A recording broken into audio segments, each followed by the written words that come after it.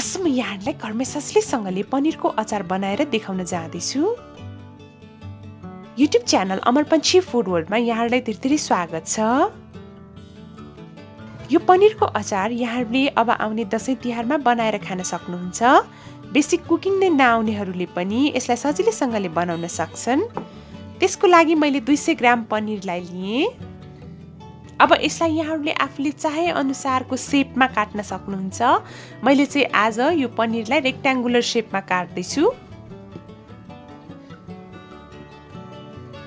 यसरी लाम्चो लाम्चो शेपमा म काट्दै जान्छु यो पनिरलाई चाहिँ। यो अचार चाहिँ एकदम नौलो खालको अचार हो। यो अचार चाहिँ बालबालिकादेखि वृद्ध वृद्धासम्म सबैलाई नै मनपर्छ।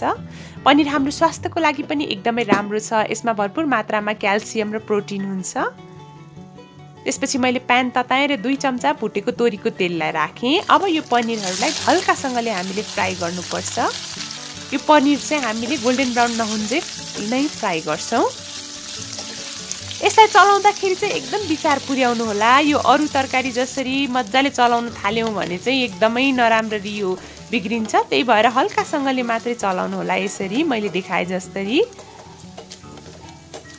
हल्का हल्कासँग 5 मिनट जति फुटिसकेपछि लगभग यो पनिर चाहिँ हाम्रो पाकिसकेको छ। यसलाई सेलाउनलाई राखिदिनु होला 10 मिनटसम्म।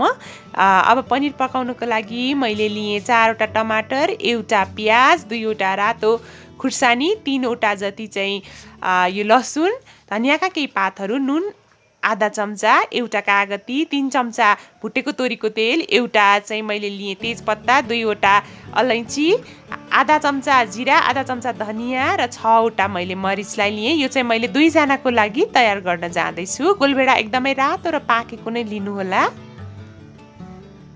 अब भने अघिकै प्यानमा मैले फेरि 2 चम्चा जति भुटेको तोरीको तेललाई राखेँ। यहाँहरूले जुनै तेलमा पकाउनु भए पनि हुन्छ, तर यो तेलमा पकाउँदा अलि टेस्टी हुन्छ। मैले तेजपत्ता, 2 अलैँची, त्यसै गरेर आधा चम्चा जिरा, आधा चम्चा धनिया र 6-7 जति मरिचलाई यसरी फ्राई गरेँ। त्यसै 10 सेकेन्ड जति मात्रै हामीले फ्राई गर्दा पुग्छ, धेरै फ्राई गरिरहनु पर्दैन। त्यसपछि मैले यो लसुनलाई पनि राखेँ र यसरी यो प्याजलाई पनि राख्दैछु। 2 रातो खुर्सानीलाई राखेँ। खुर्सानी स्वाद अनुसार राख्न सक्नुहुन्छ। हल्का मात्रै फ्राई गर्नु होला यसलाई।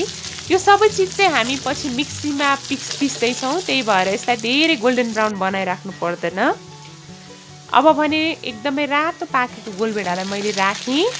गोलभेडा सँगसँगै नुन स्वाद अनुसार राख्न सक्नुहुन्छ। मैले चाहिँ 200 ग्राम पनिरको लागि आधा चम्चा नुनलाई यसरी राखेँ। अब यसलाई हल्का चलाएर हामीले पकाउनु पर्ने हुन्छ छोपेर।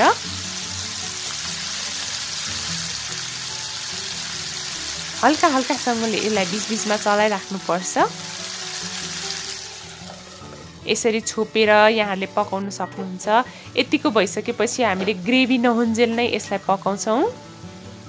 यतिको भइसकेपछि लो फ्लेममा राख्नु होला ग्यासलाई चाहिँ। यहाँहरूमध्ये धेरैले मलाई के भन्नुहुन्छ भने यो ग्यासमा तपाईँले भने जस्तै 1 मिनट पकाउँदाखेरि डढ्यो वा पाकेन भन्नुहुन्छ। सबैको ग्यासको आँच चाहिँ अलिक डिफ्रेन्ट हुने भएकोले यहाँहरूले बीचमा चाहिँ चेक गरिरहनु पर्ने हुन्छ। थोरै धनिया पनि राखेँ। ग्यासको आँच अनुसार चाहिँ यो कति मिनट पकाउने भन्ने कुरा चाहिँ हजुरहरू आफैले अलिअलि चाहिँ विचार गर्नुपर्छ। मेरो ग्यास चाहिँ अलि सानो भएकोले मैले 1 मिनटसम्म यसरी पकाएकी हुँ।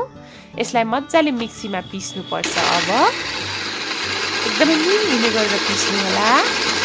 यो पिसुन्जेल चाहिँ मैले प्यान तताइसकेकी छु। यसलाई फेरि एकचोटि हामीले पकाउन बाँकी नै छ अचार बनाउनको लागि। हामीलाई नहुने चिज भनेको कागती पनि हो।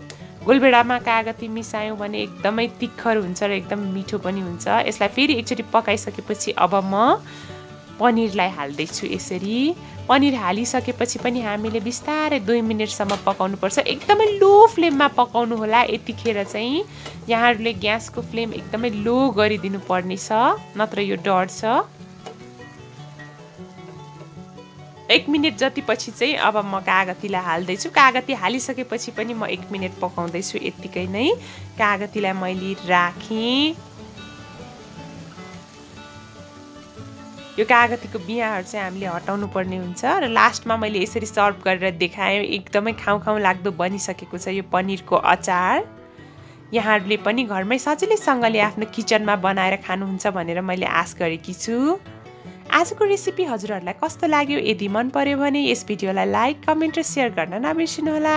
साथै मेरो च्यानल अमर पन्छी फूड वर्ल्डलाई सब्स्क्राइब गरिदिनु होला। Thank you so much for watching. Have a nice day. Thank you so much for 30 lakh views in my channel. Happy cooking.